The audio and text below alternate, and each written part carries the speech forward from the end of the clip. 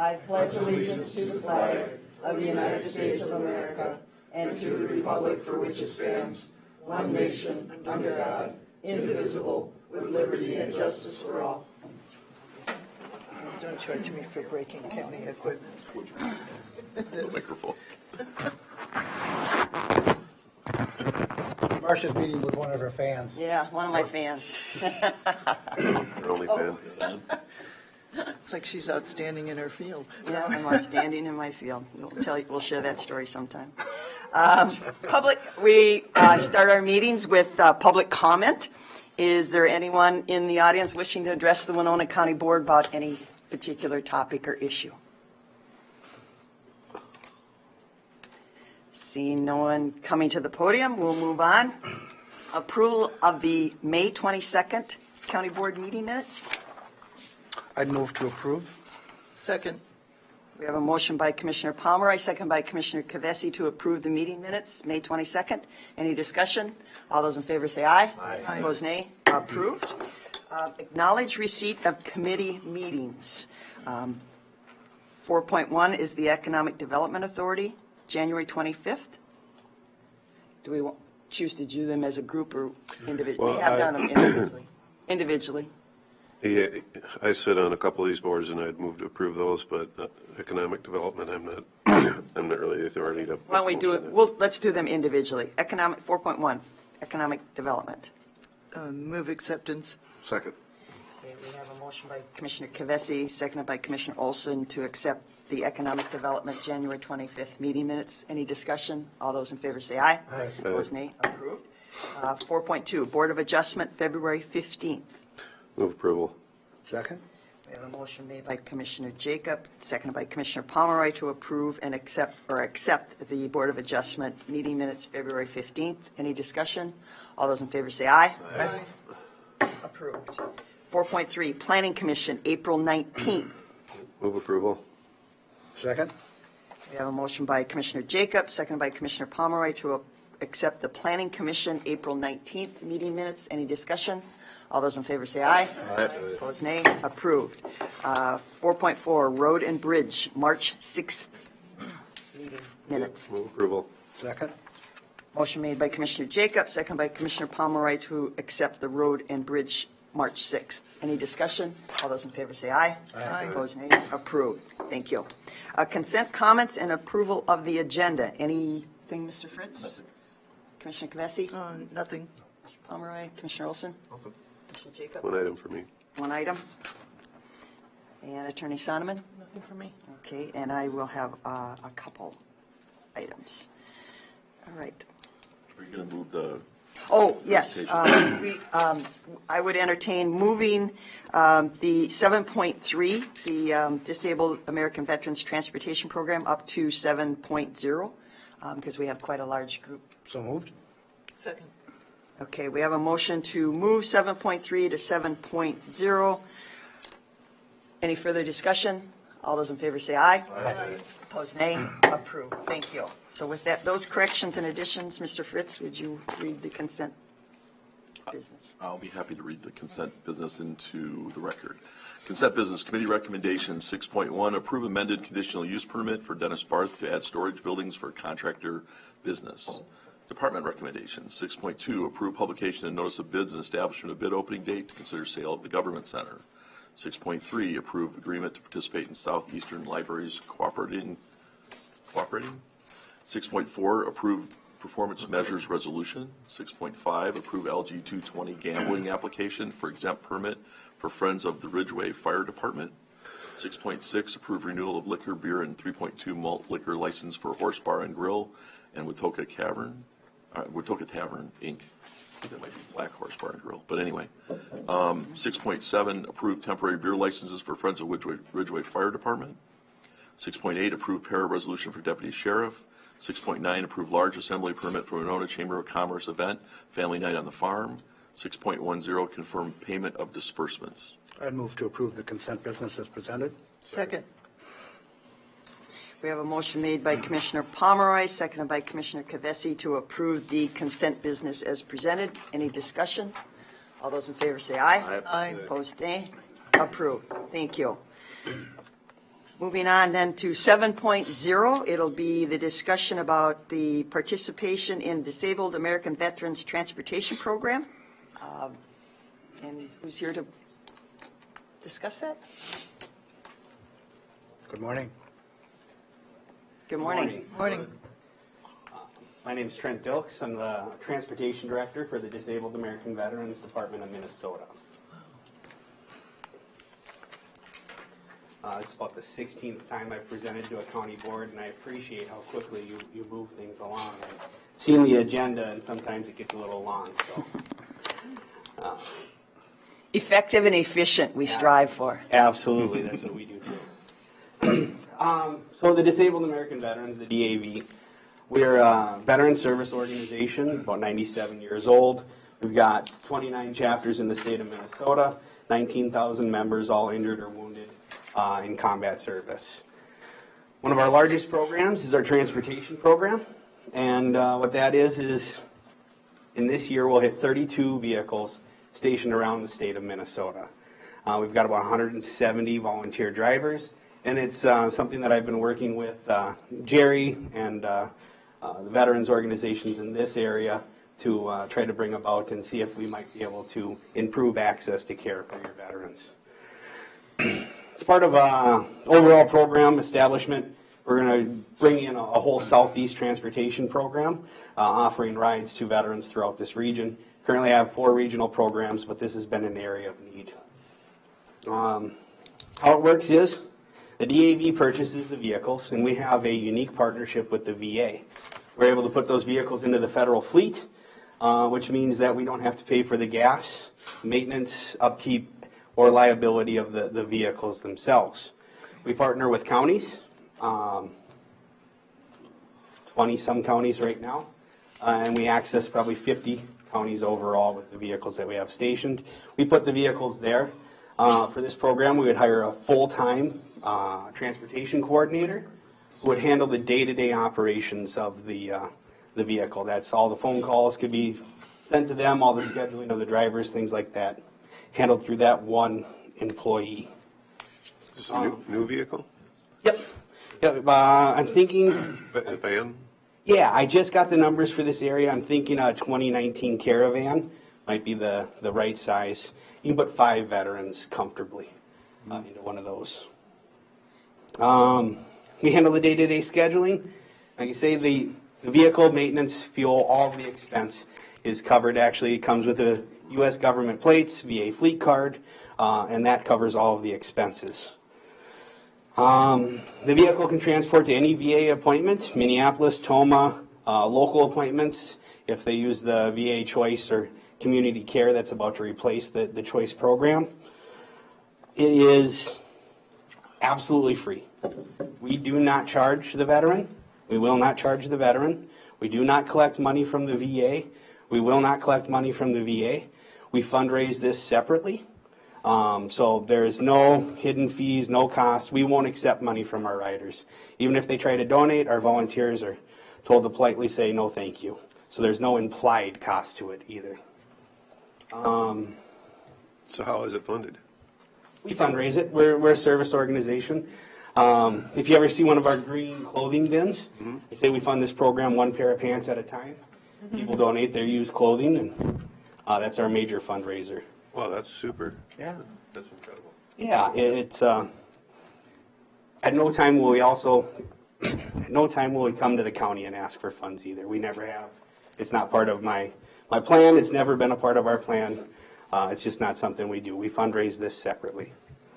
The DAV's been doing it since just after World War I, so we're pretty experienced at running these programs. Our commitment is also open-ended. So this isn't a try one, and maybe we'll go, once we place a vehicle, our commitment is open-ended. We'll buy the next vehicle and the vehicle after that as long as there's veterans needing transportation. The county's commitment, it's pretty simple. We need a parking space. That's it. Officially, that is the only interaction with the county. The county is. We have a slight issue with parking, so that's an inside joke. I think we're going to have to wrestle one up, yeah. That's it. And the county is released from liability. They sign a memorandum of understanding with the VA that says if something happens to the vehicle, it's not the county's fault. That's the only formal interaction. We like to partner with counties. We like to keep them informed. But formally, that's the only paperwork that would be exchanged. Everything else is a federal program operated by a nonprofit. We also partner with the local service organizations, service officers, to identify volunteers and areas we may be able to increase our care and access. Commissioner Kavesi. If the car is based here, then do we serve other counties with that also, or just? If we can help a veteran, we do. Okay. So if they're on the way, if it's something we can do, we do it. Okay. And since we are going to put 5 vehicles in this region, they'll okay. hopefully create a network that'll catch even more of our rural veterans. Mr. So Jacob. when you use the term federally funded, are you just talking about the program, the licensing, are the federal funds, they're not paying for the vans? I already heard you say that, but. Yeah, I'm sorry. The operation of the vehicle is through the federal fleet because it has U.S. government. Our program does not accept, the DAV will not accept federal funding. Too many strings attached. But the vehicle itself, we donate into the federal fleet, so that's what I meant, the day-to-day fuel upkeep. Mm-hmm. But yeah, we don't accept federal funds. I do have a question. You referenced Fillmore County, and now they have received initially funding for the veterans' home, and you kind of downplay that it's a possible alternative. That may change in the future if that veterans' home is. Yeah, absolutely. It's Fillmore County was kind of on the fence of how they could use this, and I adapt the program for each individual county, each area we're serving. And for them, it was kind of they'd like to look at it, but they're not quite sure. I think there will be a partner, if not in this initial establishment, in our growth period of next year. Okay, so these, you said 5 vehicles, so which counties are you going to right now then? So right now there would be 2 in Olmsted. One would be a large 14-passenger bus to run pretty much strictly to Minneapolis. Then one to service just the local area. They have the CBOC there or community care. Hopefully one here. Steele County and another county. Dodge County. Those are the areas that we're looking at right now. As far as the day-to-day operation, one of the biggest mistakes I ever made was I set up, the first time I expanded this program, I set up a perfect route. It was going to run Monday, Tuesday here, Wednesday, Thursday here. It was going to be awesome. I rolled it out for a week and I scrapped the entire thing. Turns out what that county needed was door-to-door. They needed someone to pick them up at home because 5 miles to a collection point might as well have been 50 miles to the VA. So I don't know what it looks like, but I know we'll find something that works. Okay. Good. And I guess I would like, Jerry, do you have any? Yeah. I would like to hear your take on this project. Well, the first meeting I had, we had 5 counties at the meeting, VSOs just like myself. And what really grabbed us was we don't have to raise money to buy a van anymore. We don't have to ask the veteran to pay a portion of it because there are some veterans that actually get paid by the VA for their transport, anybody 30% or higher. And so obviously they should be paying us, and a lot of them do, some of them don't, and so we don't have to hassle them. So that hassle would be gone. As far as the scheduling, what I like about the scheduling is they take over the scheduling. When I'm with a veteran, I'm in the office myself, I have to answer the phone. It could be somebody calling to either confirm or set up an appointment.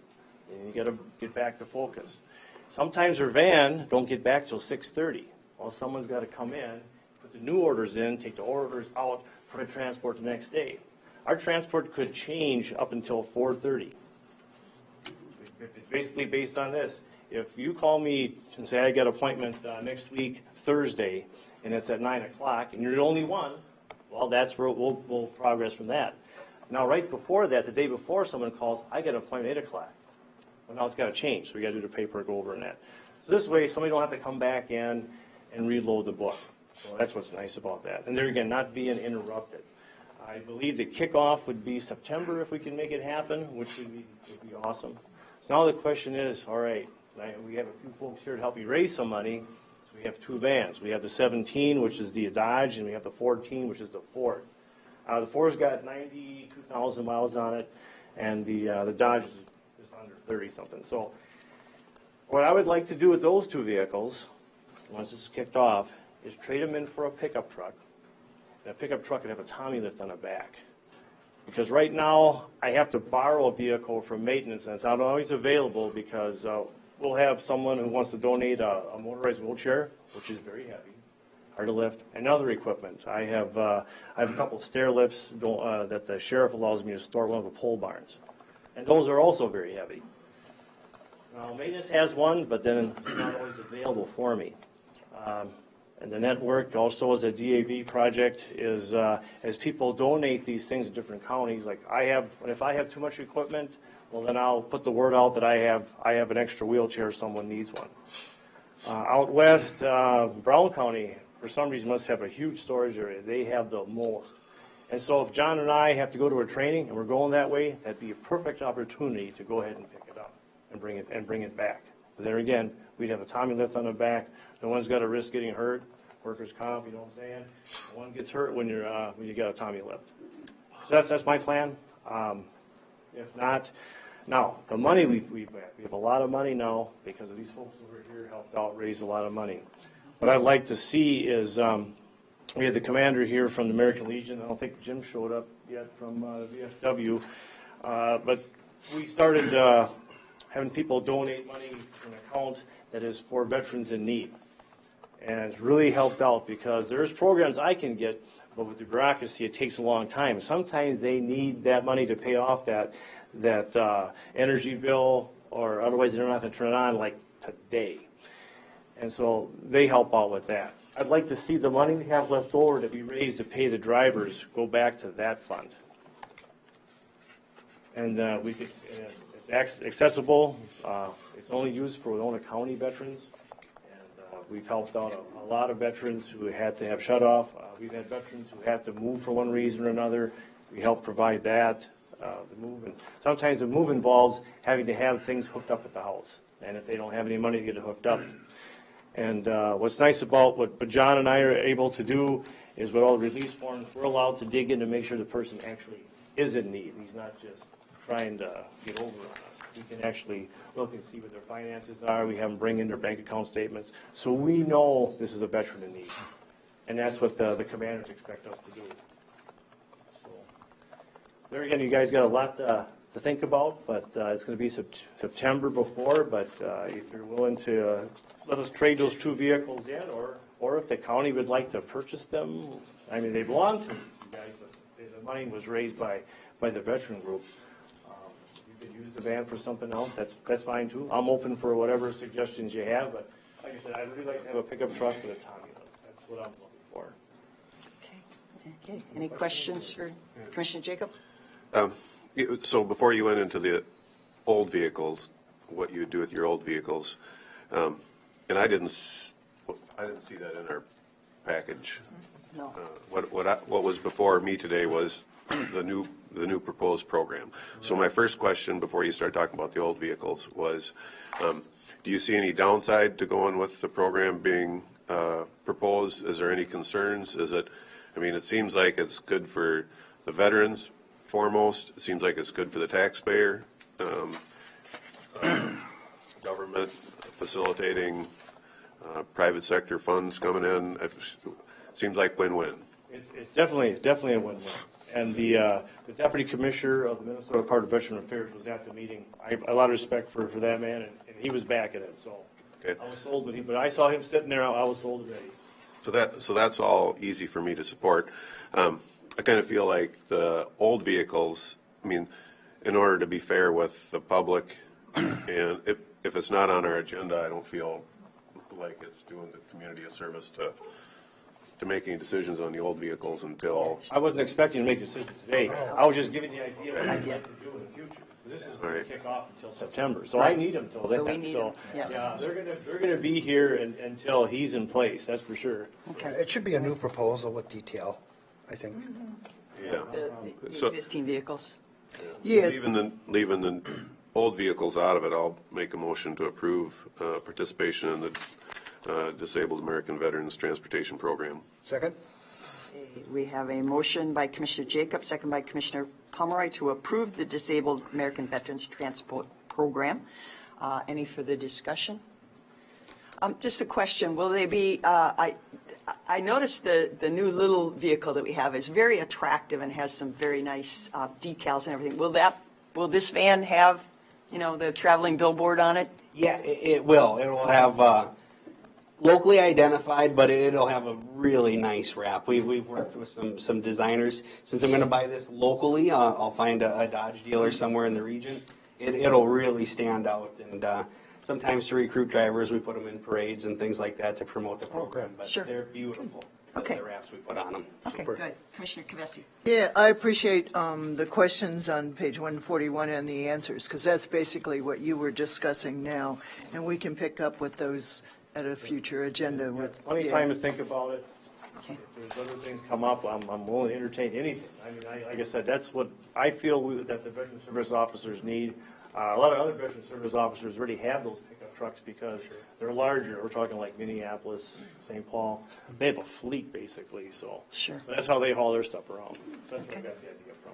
Okay, I think you'll find that we're supportive. It's just that because it wasn't really on the agenda, it's difficult for us to. Oh, no, not a problem. Like I said, I just wanted to put it out there. Sure. Have time to think about it. sure. There's other And, ideas. and you can buy a can of that new car smell and spray in them, because at 90,000 and 30,000, they're like brand new in my book. So just buy a can of the new car spray before you do something with them. Okay, thank All you. right. All those in favor of the motion say aye. Aye. Opposed, nay. Approved. Thank you. And thank you. you to the veterans that came today. Appreciate your support and your service. Thank you very much. Absolutely. Thank you. If you have any other questions of us, otherwise we'll move on to the next item on our agenda.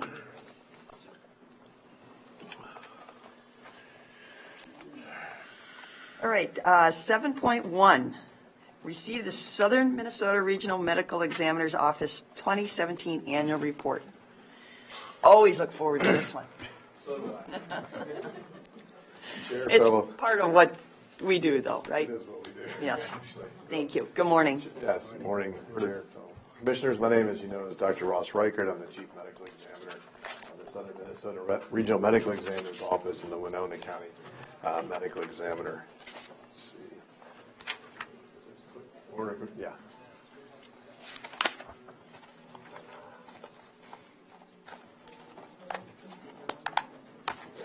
Oh, there we go.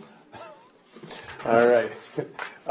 So anyhow, I'd like to start off with our staff because I think that's really the key to successful investigation system. And I think it's nice to see just the depth of support we have. You have myself and Dr. Lynn, who are the medical examiners. Monica Kendall, who's with me here today, she's our supervisor of death investigations. And then you see below that a number of local death investigators. And I think that's really key because those are really our frontline staff that are here in Winona County, 24/7, 365, sort of triaging and doing the real frontline work. And then they're supported by the death investigators below that in our central office that are always on call as well. And so they're in constant communication with our central office. And then below that, at the very bottom, you have the Office of Decedent Affairs, Medical Reporting Specialist. This is our secretarial and administrative support. So we really have a whole team of people that are pulling the information together and managing us. And they're the ones that help put together this type of presentation, for example. And so just as a high-level overview of the cases from last year, we had 289 reported to the medical examiner's office. And so we'd much rather have people report it to us and then us do an investigation and decide that we don't need to be involved than to get surprised by something down the road. And so the number of deaths after post-mortem examination, again, that's how many autopsies that we did, 48. The number of deaths certified without post-mortem examination was 16. And so occasionally there'll be something that falls under our jurisdiction, but what makes it fall under our jurisdiction, say accidental injury, is very well documented. So say someone falls and breaks a bone and gets ill afterwards, and that'd be very well documented. So that would be an example of one of those types of cases. Then 225 were ones that we released jurisdiction back to the primary care physician to sign the death certificate. Okay, so there's two major components on the death certificate. One is the manner of death, and that's the circumstances in which the death occurred, and then the other portion is the cause of death, and so which is underlying reason of why someone died, and I will get into that in the second part of the talk. So there's basically 5 categories: homicide, suicide, accident, natural, and undetermined. And what you really like to see here is what we see here, which is the natural deaths outweighing the accident and non-natural deaths. Then it's nice because we've been working together for 4 years, and so we're starting to see the power of our numbers together side by side. And so it's, I think, an important aspect to appreciate. It gives us some more validity to what we're seeing year over year.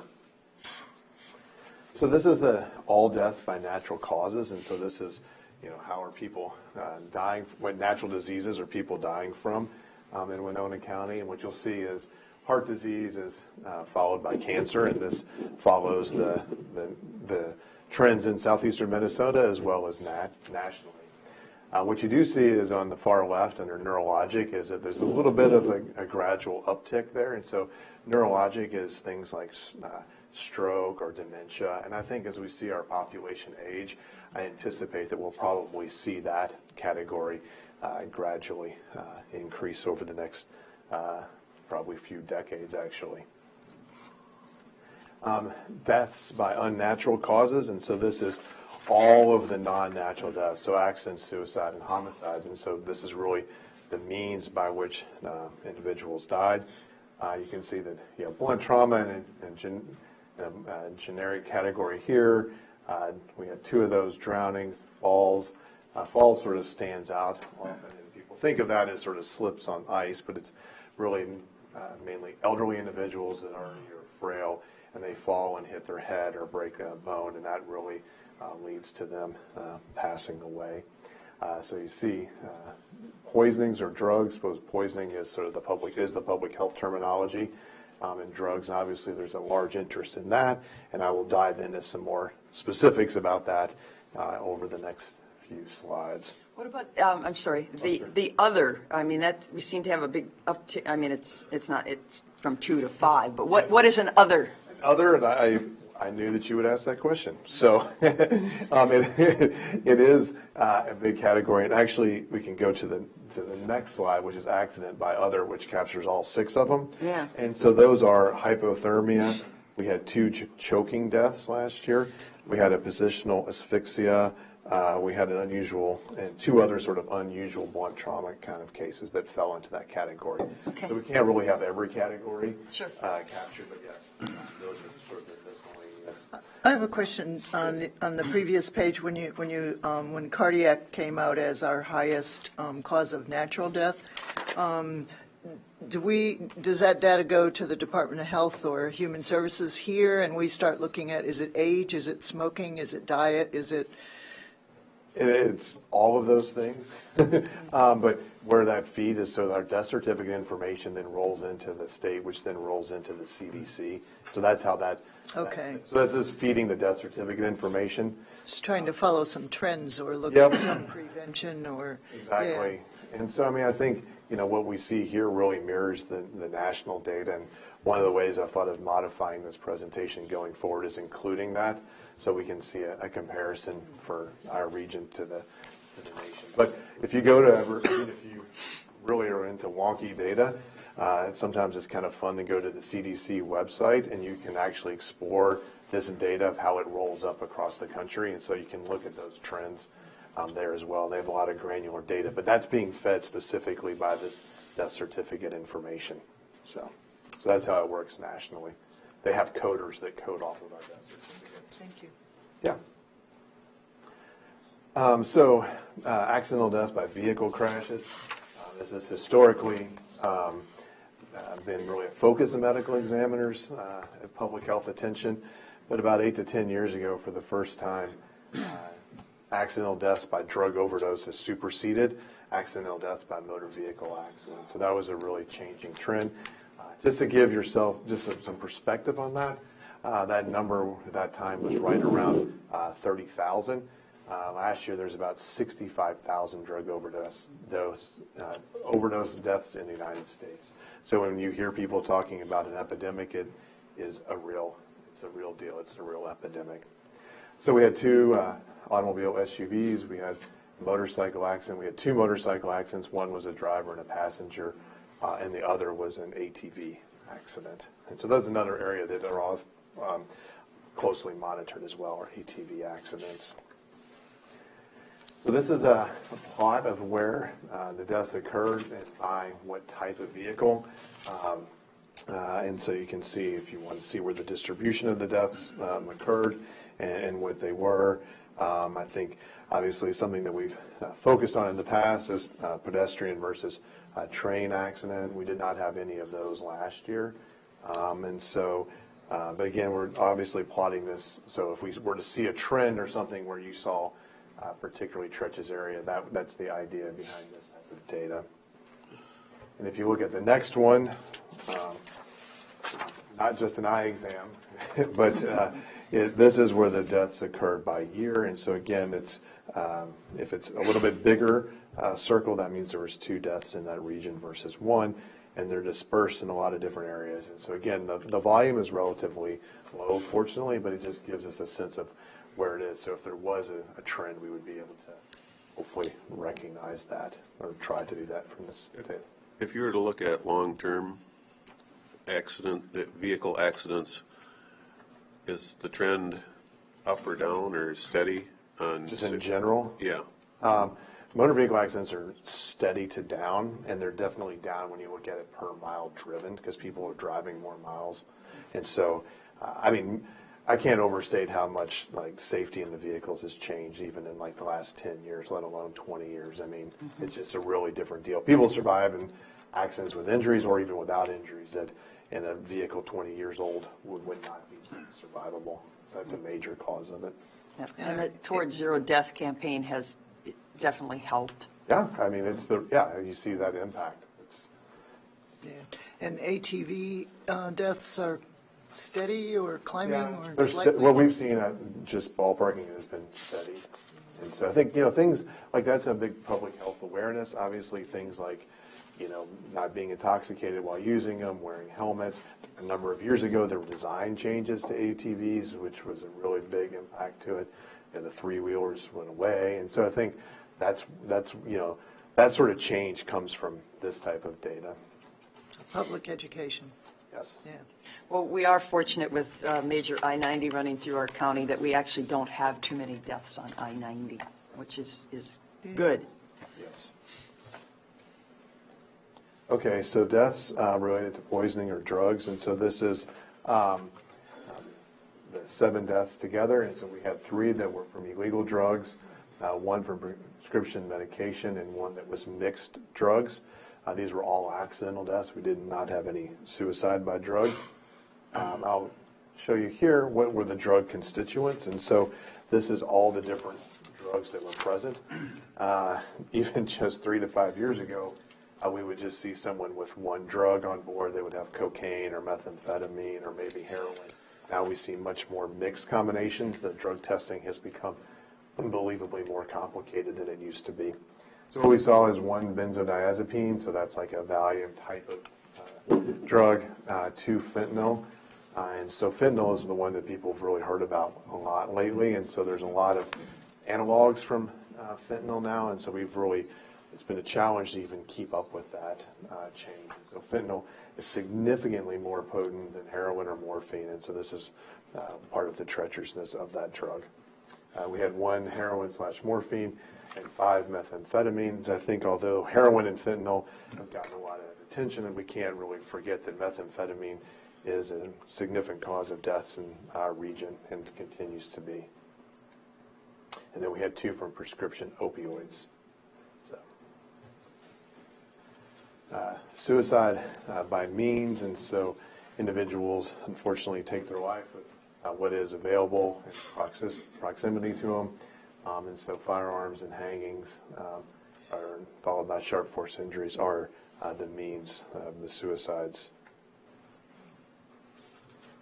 Homicides, there was one homicide last year that was part of a murder-suicide. So deaths by age group. So this is another area where we've had to modify how our statistics look, which is fortunate because we used to just have our bar graphs just went greater than 65, which is catching a greater and more significant part of our population. And so you'll see that it's broken out by more categories. And those are absolute numbers, and so obviously the deaths in 95 plus is what you anticipate to be a lower number because there's a lower number of individuals in that category. When you look at these graphs, so for example, if you did go explore the CDC website and nose around other counties and states, you would see some areas that have peaks in the like 18 to 25 or maybe 1 to 5 year old deaths, and what that reflects is non-natural deaths because that population would not be dying of heart disease or cancer or other things. So when you see those peaks in the younger category, that's a clue that they're dying of non-natural deaths. So what we continue to find, which is good, is that getting older is very dangerous, but I'm willing to take that risk. So, Very dangerous. yes. Unless you get over 95. Then Well, you're in good standing. Company And we there. see more and more of those. I mean, it's quite incredible. It's quite hopeful, actually. And so this is a high level, a summary of our activities we have from last year, but you can see side by side from previous 3 years as well. So our investigations have remained steady.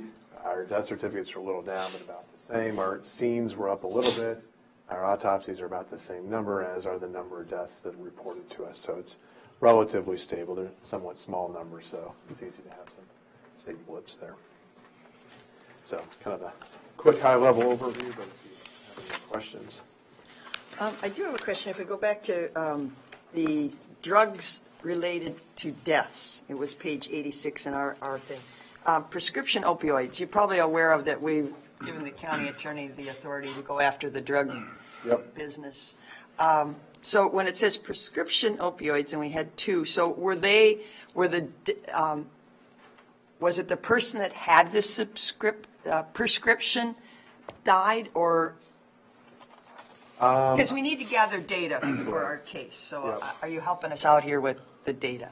Yes, we have all that data. I don't know off the top of my head if those 2 were related. They actually had those prescription. I don't know. I'd have to check, but we would have that. One of the things that we have access to is the prescription drug monitoring program in this state. And so for every death that we have, one of our routine things is we run a report on it. So we're continuously cross-checking if the prescriptions at the scene match what they're prescribed. So we have that data. That's a huge thing that we have access to, but we do that on all of our cases. I don't know offhand if these were prescribed to them, but we have all that information. That's okay. You know, in that whole lawsuit, I know that the drug companies are going to question the data, and you know.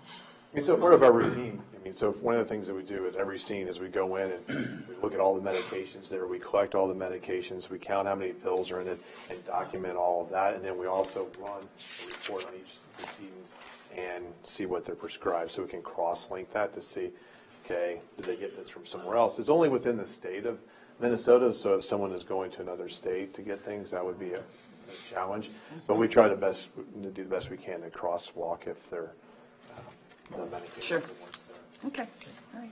And I would just like to say, just in what Dr. Reichert and his staff do is amazing for our murder cases. Thank you. But when we were starting looking at the opioid litigation, I had sent an email to Dr. Reichert, and he responded right away with the data that you're seeing now in terms of deaths from drugs and things like that. So I imagine we'll be contacting you again shortly. Yes. So. No, we have all that, and so it's there and available. And I mean, that's why we do that, is so that it can be used and hopefully for something constructive. Yeah. Great. Okay. All right. Any other questions? If not, thank you very much. Thank you. Thank you very much. See you next year. Okay. Moving on to 7.2, receive presentation of the 2019-2028 draft 10-year work plan from MnDOT, District 6. Good morning. Good morning, thank you. I'm going to pass these packets out first, and then I'll get started. It'll just be a minute. No problem. This looks like fun. Terrible picture there. You? Is this the same as what we got in? It's got some extra information. It's going to have a lot of the same stuff, but And it's color. Yeah. Some of it I couldn't read in there. It's color too. Yeah, mine was color. Steve's got color on the iPad. Yeah, the iPad shows a color. This is what we have. I mean, this is in color. I'm slow.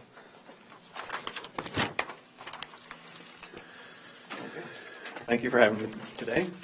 My name is Kurt Wayne. I am a principal planner with MnDOT District 6 in Rochester.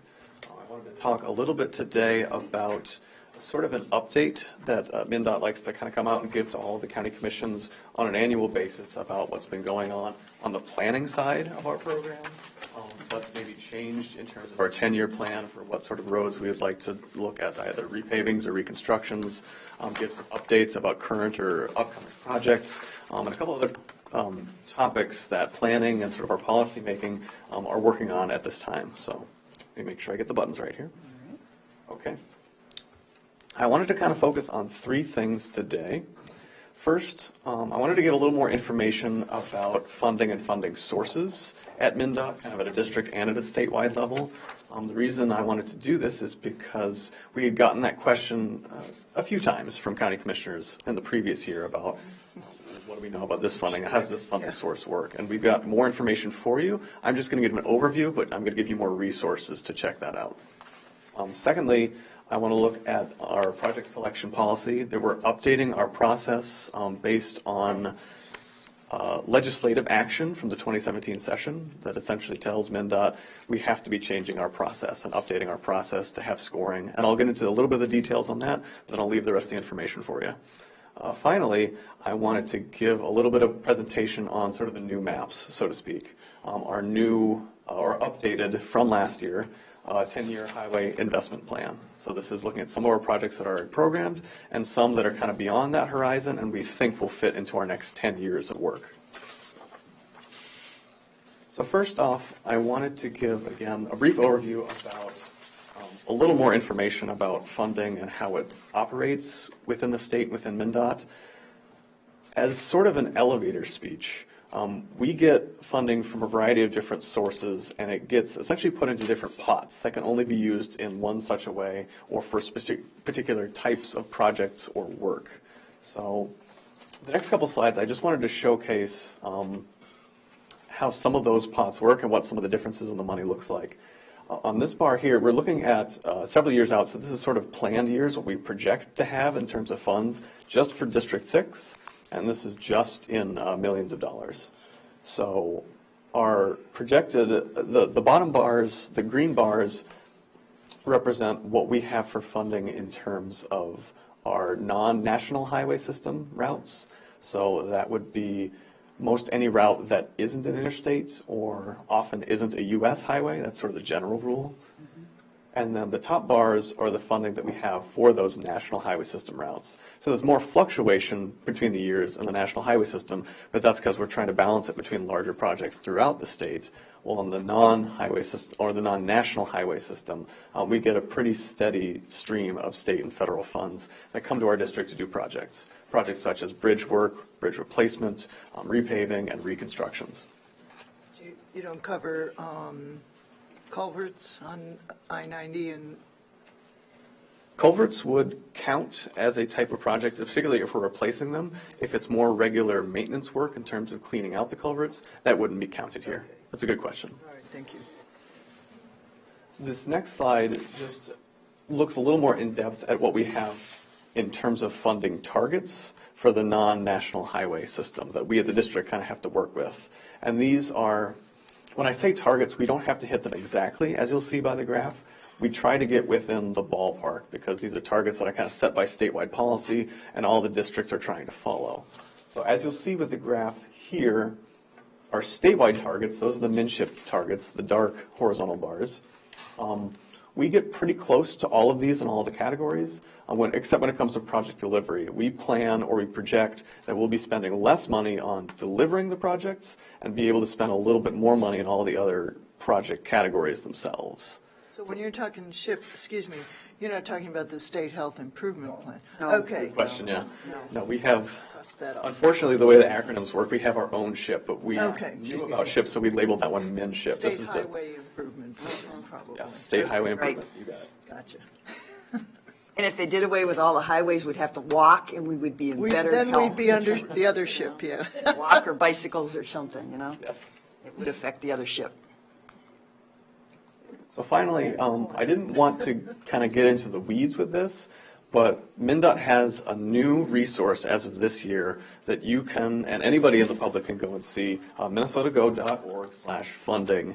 It's a very good both overview and get some in-depth analysis about where each source of state and federal money comes from, what it's allocated to, where it goes, how it gets there. It's a pretty interactive website to kind of click your way through it. You know, I invite you all to kind of take maybe 10 minutes, ask any questions you have. I've got my contact information as part of the packet in there too. If you've got any questions for me, I can forward them on to people that made the website. Again, I think it does a really good job highlighting a little more detail about these particular pots of money, how they work, what they can go to, what they can't go to. So, with that, I wanted to jump in a little bit more about this project selection policy update. So what is it exactly? In 2017, the Minnesota legislature essentially informed the Commissioner of Transportation, and therefore MnDOT, that we must develop, adopt, and implement a policy for project evaluation and selection by November 1st, 2018. This is essentially in law saying MnDOT should, or MnDOT will, create a process where as we look at every project, I think the next slide shows it a little bit well, yeah. As we look at every potential project we can do on the state highways, we should have sort of almost a rubric of criteria for it, methodology for those criteria, and then a scoring process for each of these projects and candidate projects, and include these scores sort of within our statewide plans when it comes to new roadway projects, when it comes to resurfacings or reconstruction roadway projects, bridge projects, etc. So I think the reason for this had to do with the legislature wanted to see a little more transparency out of MnDOT, and so we're going through a process right now to deliver that transparency. Just wanted to highlight with this slide that in addition to what we're doing with this project or policy update, we already have some methods in place and some decisions in place that happen this far out before projects are selected, and so we're trying to mix all of this new work into the current work that we're doing in terms of setting policy and direction and funding targets. A quick note to make here, we're seeing a distinction between project selection and project development. We're working very hard right now to create a project selection process, which is just essentially picking the area of the project. We don't know exactly what the fix will be yet. That typically comes next in our current process, and that's how we're working it going forward. So I wanted to highlight this too, because when this sort of selection process is complete by the end of the year and we start to use it in 2019, this will be a good way to kind of, again, showcase a little bit of transparency in how we're picking projects, and hopefully can help us to a little bit with a little more public involvement, make it easier for anyone to see how MnDOT's picking its projects, as well as during the current process of how we're sort of forming this process. This is another good opportunity for public involvement. So this is something that you can share with your constituents as well. There's a comment period that's open at least for a few more months. So. This is just talking a little bit more about some of the stakeholder involvement that's involved in this. I wanted to get real briefly, if I could, to what some of the ideas for scoring are right now. I'll just go over the major points here. most of the projects that we are scoring have to do with roadway pavement or bridge condition. So the scoring is primarily related to, I'll skip this one for now. The scoring is primarily related to the pavement condition. That's kind of how projects are initially selected to be evaluated. And as you'll see here, the first category called timing has to do with the ride quality index. That's 60 out of 100 points that really have to do with what is the condition of the pavement at this time. And then the other 40 points have things to do with essentially what are some other criteria that we might want to think about when we're also, maybe picking one project over another project in a particular year. So as you'll see. In the ride quality index, excuse me, is cars per day, or are there is there information related to the amount of traffic in there also? The traffic would be under the AADT category, or also the HCADT. Traffic volume, excuse me. That's fine. That's fine. That's the quality of the road, isn't it? Right. It's almost It may be related to traffic volume, but yeah. It's actually a mix of what the quality of the pavement is at that time and what it's forecasted to be in about 10 years, as well as what a potential fix could do with that pavement. Yes. Do you have a question? Oh, sorry. Potholes per mile. Potholes, in a sense, yes. Cracks, yeah. As you'll see, there's not a lot of difference, but there's a little bit of difference between how we're projecting to measure the national highway system and the non-national highway system in our criteria. A lot of the same categories, a couple different ones. We are also looking in this draft right now at scoring how we do urban sections of pavement differently from our rural sections of pavement. And this mostly has to do with the context around the roadway there. We understand the context is different. People and citizens will use the roadway differently in an urban setting than they will in a rural setting. So as you'll see here, the first two categories here are actually two different ways of measuring the pavement. 50 points there, and then another 50 points is for sort of all of the other criteria that we'd like to look at that we think matter in terms of project selection. I wanted to mention this here because Greater Minnesota Mobility and sort of a capacity expansion types of projects are not being scored in this specific process because there was already sort of a study or a project underway to be able to rank and score capacity expansion projects statewide. So there's sort of a concurrent process going on with that right now that will also sort of have its own ranking system and scoring system. Next couple of slides I showcase because a lot of these smaller programs, not in our main pavement or bridge programs, a lot of them already have scoring criteria, so we're not really including that in that. They already have their own specialty scoring and evaluation process. So these would also fall into that category. Some of these too are sort of preventative maintenance or just sort of emergency maintenance sort of processes. The last couple of slides here on this topic just shows a little bit about what the different timelines are for different types of projects that we do. Again, most of what we work on in the planning department and most of what we will be scoring this way goes in the pavement and bridge category. So we're looking 5 to 10 years out on these projects. And then you'll see here, this is where a lot of our other projects within our 10-year program fit in, usually when they get selected and kind of go into our larger statewide transportation plan.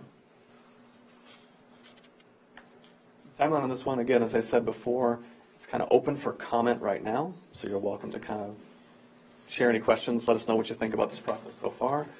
By the time November 1st comes around, MnDOT must have the policy adopted for the legislature. So then after that, we will be actually working with the policy, with the new update, and actually trying to score new projects using the new system. I appreciate the railway highway crossing programs. I know the city of Goodview has worked really hard to put together their package, and it did get funded this last session. I don't know when it's scheduled, but I just know that'll make a big difference in terms of safety and quality of life. So I appreciate that. Okay. Thank you. And as I get into this third section, excuse me just one second, I got to grab my notes. I have additional notes about some of the maps here, but now we're going to talk about the maps that are in your packet as well. All right.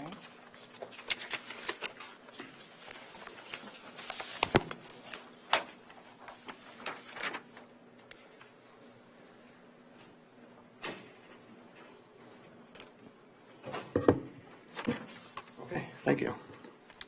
As we also, MnDOT came by last year to kind of show, I think for the first time for the county commissions, what some of our 10-year planning and some of those maps and some of our program looks like. I have 3 maps for you.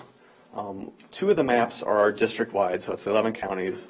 One of them shows sort of the next 4 to 5 years of sort of what we would call programmed construction projects.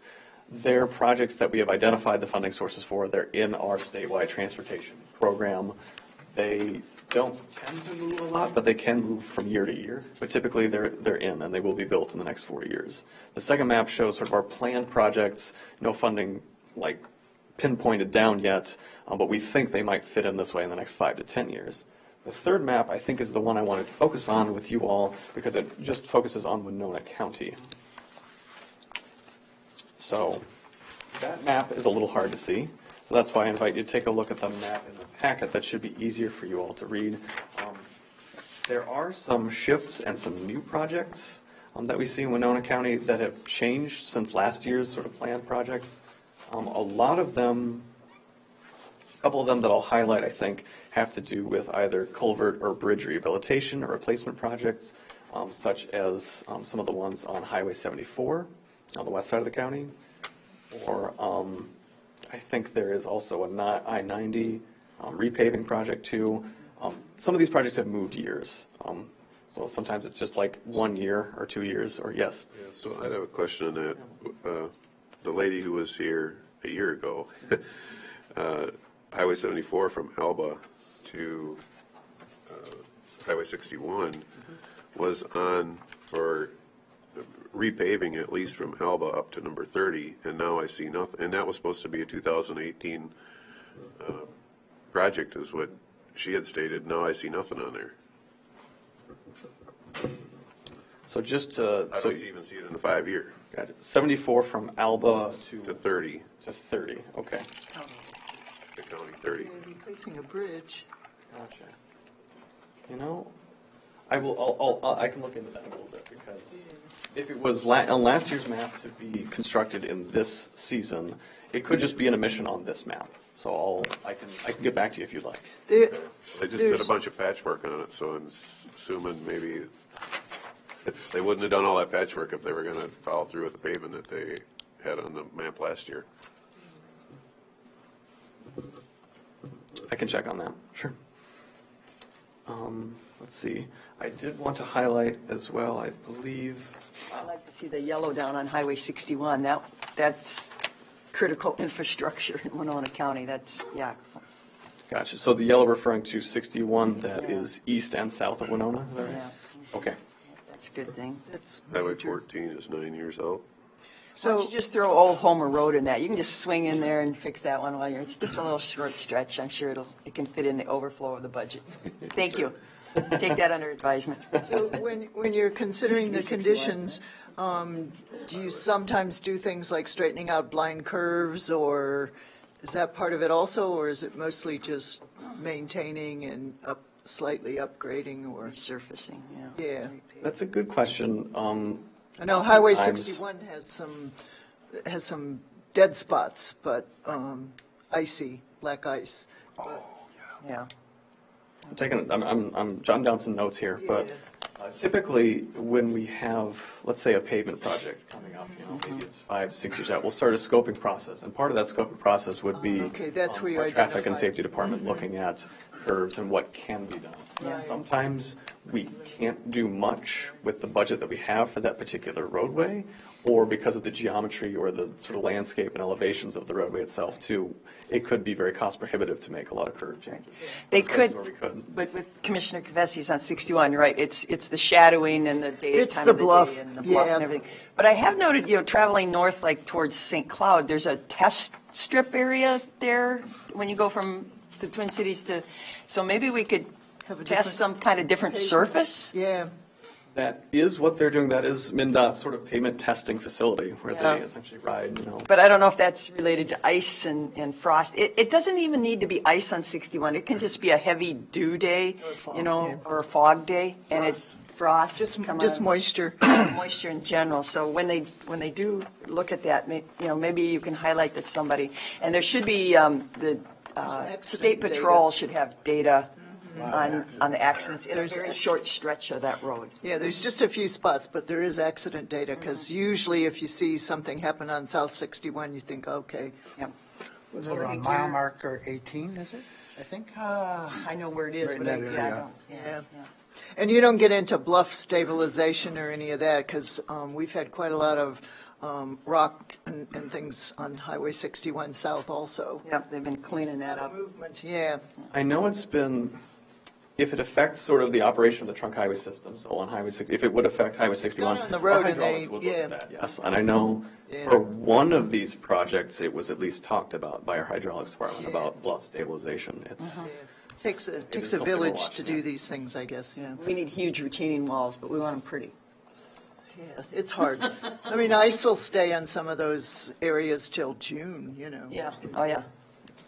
on the bluffs, yeah, not on the road, but. We've got a 2019 project on hour number 41 up in the corner of the county, and it connects with, I think it's 26 into, Troy, maybe you could come up. I got a couple of questions on how this might interrelate to our project. So where it crosses into the Wabasha County, I see 13 yellow dots. Those must be culverts. 41 crossing into Wabasha County. So the state is paying for all those culverts, apparently.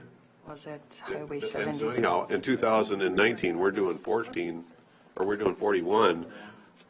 Are we paying for the culverts ourselves in that? We are paying for both. I don't know that. So why are those yellow dots there? Doesn't that mean the state is paying for those? the yellow dots there, County I think that's a construction. dotted line. I think on this map, it's indicating that would be a county project or a state aid project. County construction. Yeah, it's got an SAP. It's a state aid number, yeah. See the table down What they've here. attempted to do is kind of put both MinDOT's project And and ours. county projects on the same map, so I think that that's actually just a dashed line instead of County. Look like round, okay. All right, I thought maybe Wabasha was getting culverts and we're paying for them. a. Yeah, that's darn That water was shop. the case, and I'm thinking then that would have made it easier for us to do that as one. Yeah, big and project. we made that application to try to Do it together, yeah. bring the price down. I do see what you're saying, though. It does look like separate dots on there, but I do believe that is just Okay. also on this map, kind of indicating some of the county projects that are also in tandem with our state projects or projected state Because projects. that's about how close the dots would be together on our 41 with the amount of culverts that we're replacing. You're doing bridge culverts in Whitewater State Park. Yes, Yeah, okay. yes. I do know about that project. Some of them, I think they're being split up a little bit, but I think most of them are happening in, I think I had notes, it was 2020. Yeah, they've got different years by color, yeah. Were there any other questions about some of the projects you see here? Any other comments? Otherwise, I am available. If you have any other questions, please reach out to me. I've got my email and my phone there. All right. Any other questions? How will you get back to me on my questions? Will that come through administration or how will that? Particularly the Elba one is the one you're talking about, right? Or you got a couple The here? Highway 74 resurface Alba North. What we'll typically do with some of these questions I've jotted down is we'll bring them back and kind of take them to our functional areas and probably know the best, so I probably take this to a project manager. We can, in a typical process, we would take maybe like a month or two and then get all the responses together. But if you'd like to know sooner rather than later, I can just try to talk to a project manager about that directly and just reach out to you, if that works. Yeah, I appreciate that. Just that you were Trent, correct? Oh, you are Kurt. Oh, I read, I'm sorry. And so this is your contact That is my information? contact Okay. information. All right, I had the wrong name. Thank you. Thank you. So as far as feedback, when we travel outside District 6, can we give feedback about the metropolitan area? We're welcome to do that too, yes. If you're traveling to the metropolitan area, boy, talk about, well, you got 3- and 4-year projects on major I-35 coming in. My children have commented. I experienced some Sunday afternoon having bumper-to-bumper traffic in Minneapolis area. It's just, it blows our minds that we're sitting in bumper-to-bumper traffic on a Sunday afternoon. Nobody stays home anymore, but of course I said, you've got every other road, so every other open road is being impacted with that much more traffic. So if you're going to the cities, allow enough time to get to where you want to go. Fair comment. Thank you. Thank you, Greg. All right. For your time. Thank Appreciate you it. very much. Appreciate you coming. Yeah. And of course, now, one quick question, though. With the change of administration, we will have a new commissioner of transportation in January, or shortly thereafter, correct? Because they're politically appointed. They are politically appointed, so it's a not necessarily, Yeah, but but it's probable. Probable. And so maybe we never know. Maybe some emphasis will be changed, but hopefully the department is stable in its A lot of plan. like the 5-year and 10-year planning that we do at a statewide level, I don't think those policies will change or change significantly. So Okay. there are other things that could be tweaked, yes. Sure. Okay. All right. Well, thank you very much. Yeah, it won't go away. The effort to change the Constitution to dedicate sales tax did not pass, sales tax on auto parts did not pass, but I'm told it's not going away. So it'll be talked about again as another source of funding. Moving on to 7.4, review, modify, approve grant application checklist policy. Yeah, just after our working session, I revised the checklist for grant applications and provided that in the packet. Basically, there were a couple of questions I thought were redundant or included in other questions, so I kind of downsized it a little bit by a couple questions, tried to clean it up and make it understandable for the staff as they submit it with the request for board action for potentially new grant applications. And that's the gist of it. Just looking for feedback or if it's acceptable, approval so we can move forward and put it in the part of the Commissioner Olson. process. Okay, Commissioner Olson. I guess, right off the bat, I think number one has one extra word in it. Oh, it does? Okay. Oh, that's a good catch. How will the grant benefit? Wouldn't it just be will the grant benefit Winona County? I mean, if it yes or no. Well, I was Well, kind of one asking has- how. Actually, that was in there for a reason, but. Yeah, we have extra. I appreciate that it's on one page, both sides, yeah. I'd move to approve. Okay. Second. Motion made by Commissioner Pomeroy, second by Commissioner Jacob to approve the grant checklist policy 4.11. Any further discussion? I think it'll be a great tool to help us sort through these things. So, the one thing is staff will be given a timeline, or they'll determine their own timeline, I guess. Well, Where that's we've my. gotten caught up in the past is that the timeline of the grant, and then it comes to us post, after application, so. Right. There's a process for putting things on the board agenda, and so, as far as, and we try to accommodate, timelines and stuff for grants and things like that. Sure. So it works in that timeline, and if it doesn't hit a board meeting coming up before they can make the application, in those rare instances, which I indicated in there, we'll go ahead and let them put it in, and then we'll bring it to the board, and you can say, well, you know what, we don't want it anyway. That's fine. It's kind of after the fact, but it's the only way to handle those to make sure that they have a chance for the grant in case we do want it. So, but what we'll do with staff is we'll inform them they need to get it in, ahead of time with the timing of the board meeting. So unless the grant actually has an application date we can't work with, you're going to get it. Okay. And they should have time to get it in. Okay, all right. It's not meant to be an absolute. It's got to have some reasonable. You have to be reasonable when you look at these things. Yes. Okay, so we have a motion by Commissioner Pomeroy, second by Commissioner Jacob to accept the policy. Any further discussion? All those in favor say aye. Aye. Opposed, nay. Okay, approved. Thank you. Committee reports and communications. A couple of things. We did have our District 9 AMC meeting, and all the counties were representative, and everybody's busy doing things. Jen Wolf from MCIT did give us a training on a sexual conduct policy, and she asked us from our MCIT provider and protector of liability, to review those policies and make sure, we're up to date and we feel like we're in compliance as the best of our ability. So I guess I would ask Attorney Sonneman maybe just to review that if it feels like it's where we need to be with that. And let's see, a lot of people are doing a lot of different things. Jails were a big thing. Everybody's been questioning jails and what we're being forced to do with jails. Some people are building other facilities, highway facilities. Mayo, Olmsted with the Mayo expansion there, and they've had a number of retirements. Interesting, their organization now, they've gone to kind of really broad department heads over certain areas of their governance model, and it's just starting. So Dick Devlin, retired last year, and he was a long time employee of Olmsted County.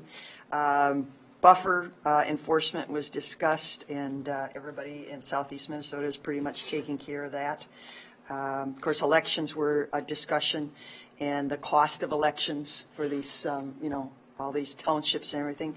And I know, Sandra worked on getting those polling books and everything through a grant. So everybody's kind of concerned about what the cost of future elections are going to be for townships and counties. But it was a good, well-attended meeting. A little bit of exciting news, separate one watershed, one plan. Winona County is part of that. About a third of the Winona County landmass is in that group. They had and as Commissioner Jacob knows, the Winona County Soil and Water Board office is being the fiscal agent for these activities. They did receive $851,000 was awarded. That's for a 2-year period. And 45% of that is for direct cost share and incentives to the landowners. But in my opinion, 40% is for administration. It's developing plans, technical assistant, and to get the practices on the ground. It's a lot, but I guess it's what you got to do. I'm not sure if that's what I agree with, but that's. But to a little bit more in perspective, it's $800,000 for the 2 years for the entire watershed. Yes. We're only roughly a quarter of that, and then so it's $400,000 per year, and it goes to the entire watershed, of which we're only. So we would, if everything was evenly distributed, we would be eligible for a quarter of that, and we don't know how it's going to be distributed. No. But with having Winona's heavily involved with the discussions and at the table, but you're right. Yep. One thing, and again, it's other people's money, they did get $500,000 of federal dollars that are available for cost share and incentives. And one of the initiatives that they're really pushing is, of course, nutrient management, soil health, and cover crops. And so they're going to try and narrow the scope. But you're right, when you spread it across the landmass, it's a small amount of money. And is it taking from other sources? And the buzzword with people is people are being repurposed. Maybe they were doing one job, now they're being repurposed to follow a grant, to follow the grant dollars and things like that. But hopefully some positive things will come out of that. And then I have been asked in relationship to our approving the large assembly permit for the Winona Chamber of Commerce, the upcoming Family Night on the Farm, which is June 20th at the Sobeck Farm in Wilson. That we again review our process for granting a permit for a large assembly. It had some hiccups and glitches, and I think the goal of the county board a few years ago was this is a great event. We want to be partners. We want to make these types of things happen without a lot of difficulty. So I've been asked that we review our process as to how that went and how we can make improvements in that process. So I would ask that to be a future Second item. that. Okay, so thank you for that. Other than that, I have nothing else this morning. Entertain a motion to adjourn. I had Oh, I'm sorry. Yes, you did. I apologize. June 20th, Wednesday, Family Night on the Farm. It's at the Sobeck Farm up in Wilson Township, 4 to 8 o'clock. Shuttle bus leaves from Southeast Technical College every 20 minutes. it's a great time, great opportunity to experience agriculture and enterprise in Winona County. So Yes, absolutely. And did you order the weather? it'll be beautiful. Okay. 81 and breezy. Okay, all right. Okay, we appreciate that. Okay, now, I'm sorry, entertain a motion to adjourn. So moved. Second. Motion made by Commissioner Olson, seconded by Commissioner Pomeroy to adjourn. Any discussion? All those in favor say aye. Aye. Opposed, nay. Adjourn. Thank you.